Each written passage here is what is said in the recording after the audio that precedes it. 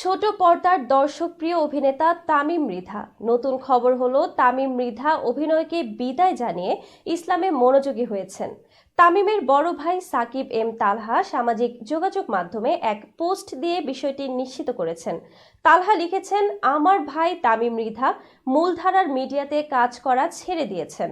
আল্লাহ সবাইকে হেদায়েত দান করুন। উল্লেখ করে তিনি বলেন, আশা করি আপনারা তাকে সমর্থন করবেন। আল্লাহ আমাদের সবাইকে হেদায়েত দান করুন। এদিকে নেটিজেনরা তামিমকে শুভেচ্ছা জানিয়েছেন। নাসির আরফাত লিখেছেন, এটি একটি সাহসী পদক্ষেপ, মাশাআল্লাহ।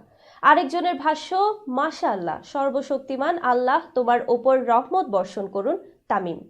উল্লেখ্য, তামিম মৃধা ক্যারিয়ারের শুরুর দিকে গান করতেন। এসএ টিভির বাংলাদেশ আইডল প্রতিযোগিতায় তার অবস্থান ছিল 14 নম্বরে। গান করার পাশাপাশি বিভিন্ন সময় নানা মজার ছলে ভিডিও করতেন। পরবর্তীতে একের পর এক ইউটিউবে ভিডিও প্রকাশ করতে থাকেন। এই ভিডিওগুলো তামিমের জন্য একটি নতুন দরজা খুলে দেয়। 2015 সালে তিনি সুযোগ পেয়ে যান ভালোবাসা দিবসের নাটকে। এয়ারটেলের নতুন টেলিছবির নাম ছিল মাঙ্কি বিজনেস।